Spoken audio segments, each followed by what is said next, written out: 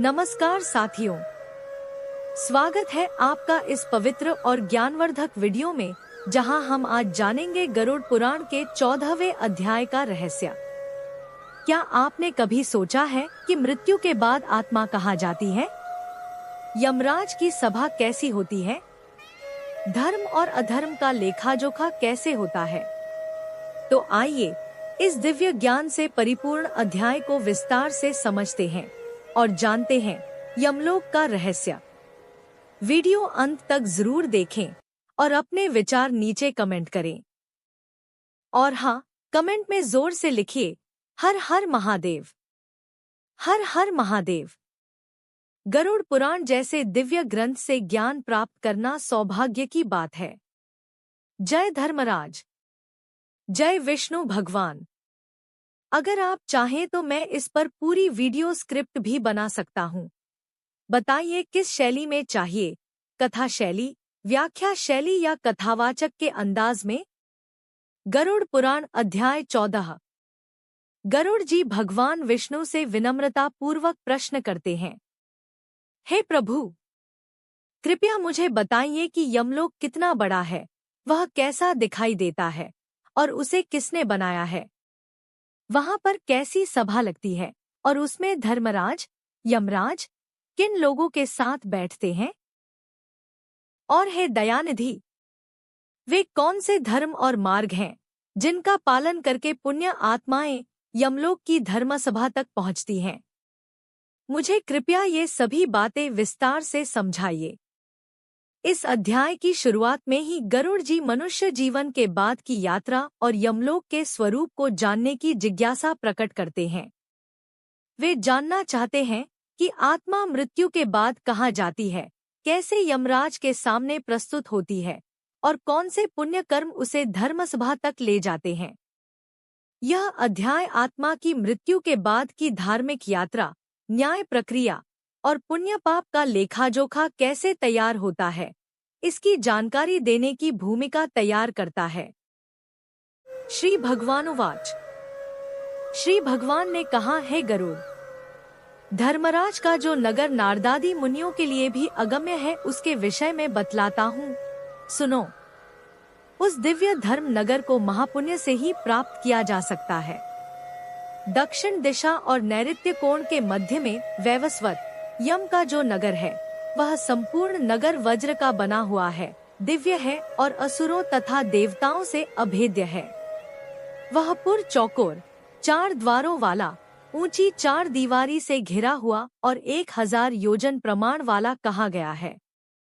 उस पुर में चित्रगुप्त का सुंदर मंदिर है, जो 25 योजन लंबाई और चौड़ाई में फैला हुआ है। उसकी ऊंचाई 10 योजन है और वह लोहे की अत्यंत दिव्य 4 दीवारी से घिरा है। वहां आवागमन के लिए सैकड़ों गलियां हैं और वह पताकाओं एवं ध्वजों से विभूषित है। वह विमान समूहों से घिरा है और गायन वादन से विनादित है।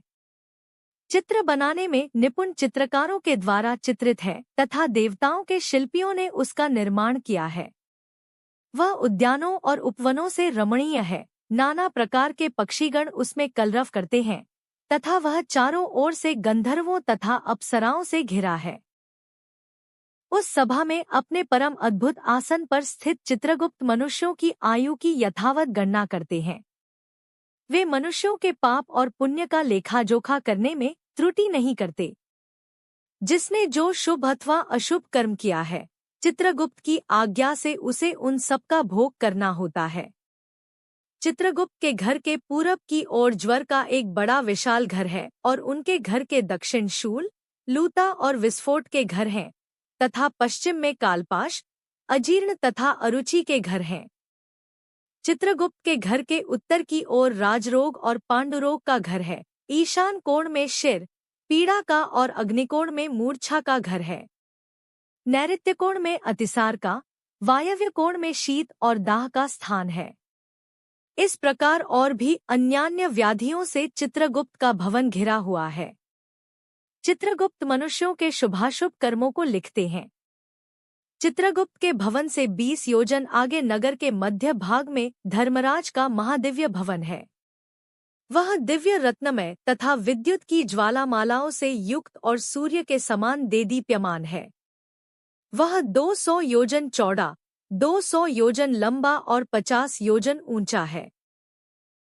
1000 स्तंभों पर धारण किया गया है। वैदूर्यमणि से मंडित है, स्वर्ण से अलंकृत है और अनेक प्रकार के हर्म्य, धनिकों के भवन और प्रासाद गृह से परिपूर्ण है। वह भवन शरतकालीन मेघ के समान उज्ज्वल, निर्मल एवं सुवर्ण के बने हुए कलशों से अत्यंत मनोहर है। उसमें चित्र बहुरंगी रंग के स्फटिक से बनी हुई सीढ़ियां हैं और वह हीरे के फर्श से सुशोभित है। रोशनदानों में मोतियों के झालर लगे हैं। वह पताकाओं और ध्वजों से विभूषित, घंटा और नगाड़ों से निनादित तथा स्वर्ण के बने तोरणों से मंडित है। वह अनेक आश्चर्यों से परिपूर्ण और स्वर्ण निर्मित सैकड़ों किवाड़ों से युक्त है तथा कंटकरहित नाना वृक्ष, लताओं एवं गुल्मों अर्थात झाड़ियों से सुशोभित है। इसी प्रकार अन्य भूषणों से भी भवन सदा भूषित रहता है। विश्वकर्मा ने अपने आत्मयोग के प्रभाव से उसका निर्माण किया है। उस धर्मराज के भवन में 100 योजन लंबी चौड़ी दिव्य सभा है जो सूर्य के समान प्रकाशित, चारों ओर से देदीप्यमान तथा इच्छानुसार स्वरूप धारण करने वाली है। वहां न अधिक ठंड है न अधिक गर्मी। वह मन को अत्यंत हर्षित करने वाली है। उसमें रहने वाले किसी को न कोई शोक होता है, न वृद्धावस्था सताती है, न भूख प्यास लगती है और न किसी के साथ अप्रिय घटना ही होती है। देवलोक और मनुष्यलोक में जितने काम, काम्य, विषय, अभिलाषाएं हैं, वे सभी वहां उपलब्ध हैं। वहां सभी तरह के रसों से परिपूर्ण भक्ष्य और भोज्य सामग्रियां चारों ओर प्रचुर मात्रा में है। वहां सरस, शीतल तथा उष्ण जल भी उपलब्ध है।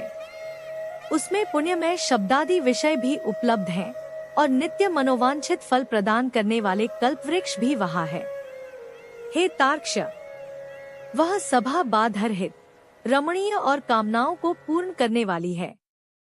विश्वकर्मा ने दीर्घ काल तक तपस्या करके उसका निर्माण किया है। उसमें कठोर तपस्या करने वाले, सुव्रती, सत्यवादी, शांत, सन्यासी, सिद्ध एवं पवित्र कर्म करके शुद्ध हुए पुरुष जाते हैं। उन सभी की देह तेजोमय होती है।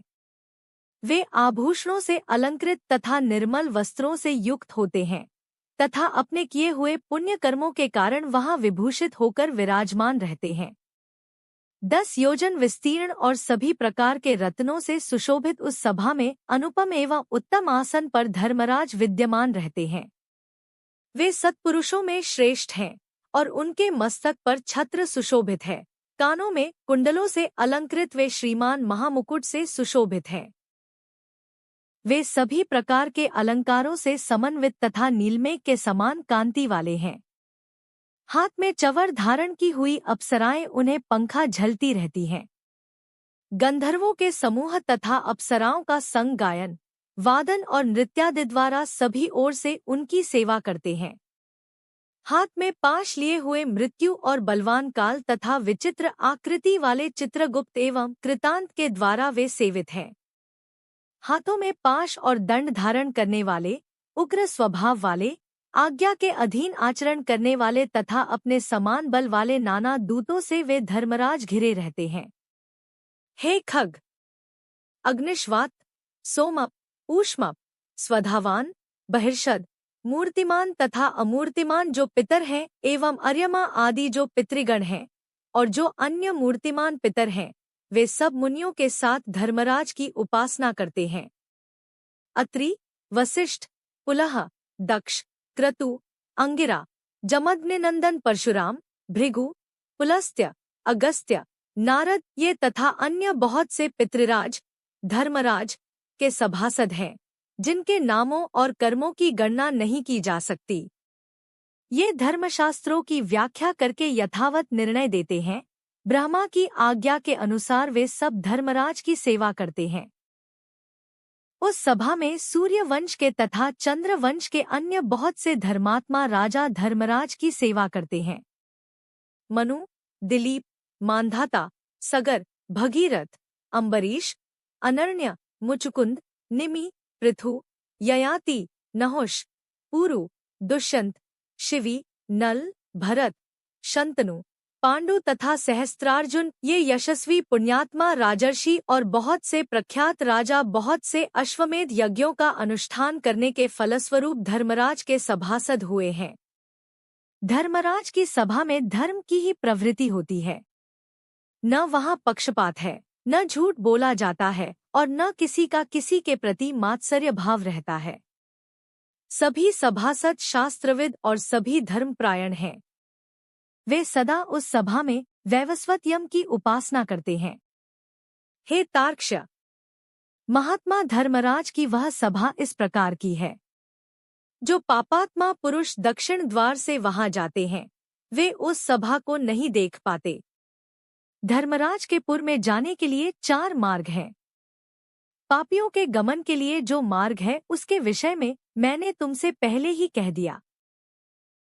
पूर्व आदि 3 मार्गों से जो धर्मराज के मंदिर में जाते हैं वे सुकृति अर्थात पुण्यात्मा होते हैं और अपने पुण्यों के बल से वहां जाते हैं।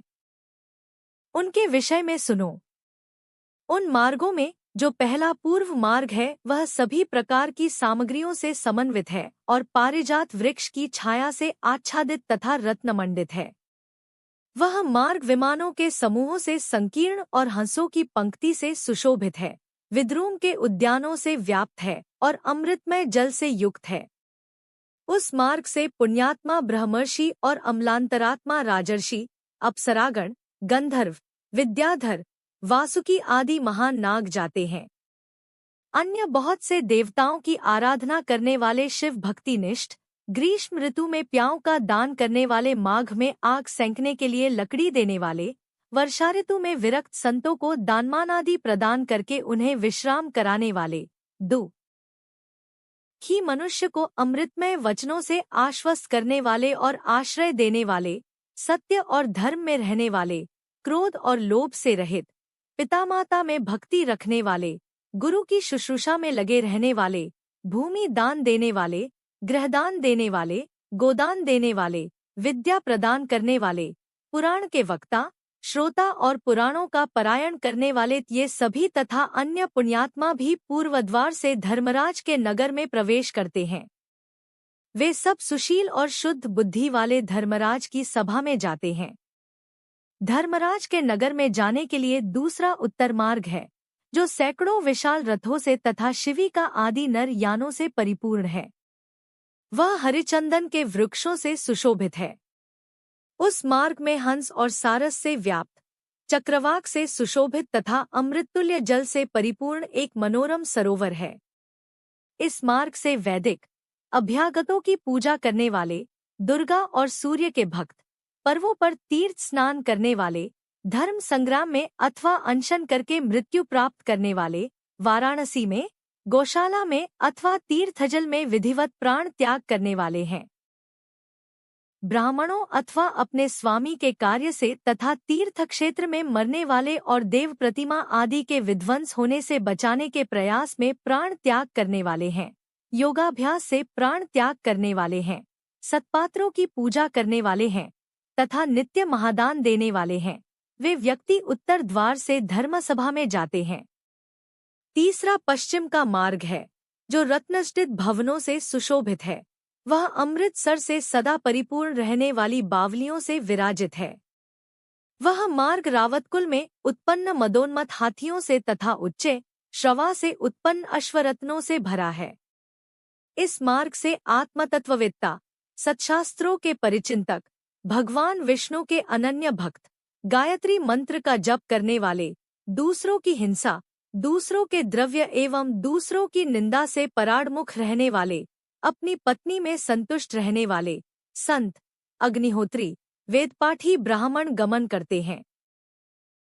ब्रह्मचर्य व्रत का पालन करने वाले, वानप्रस्थ आश्रम के नियमों का पालन करने वाले, तपस्वी, संन्यास धर्म का पालन करने वाले तथा श्रीचरण सन्यासी एवं मिट्टी के ढेले, पत्थर और स्वर्ण को समान समझने वाले, ज्ञान एवं वैराग्य से संपन्न, सभी प्राणियों के हितसाधन में निरत, शिव और विष्णु का व्रत करने वाले, सभी कर्मों को ब्रह्मा को समर्पित करने वाले, देवऋण, पितृऋण एवं ऋषिऋण, इन तीनों ऋणों से विमुक्त, सदा पंचयज्ञ में निरत रहने वाले, पितरों को श्राद्ध देने वाले, समय से संध्योपासन करने वाले, नीच की संगति से अलग रहने वाले, सत्पुरुषों की संगति में निष्ठा रखने वाले, ये सभी जीव अप्सराओं के समूहों से युक्त श्रेष्ठ विमान में बैठकर अमृतपान करते हुए धर्मराज के भवन में जाते हैं और उस भवन के पश्चिम द्वार से प्रविष्ट होकर धर्मसभा में पहुंचते हैं।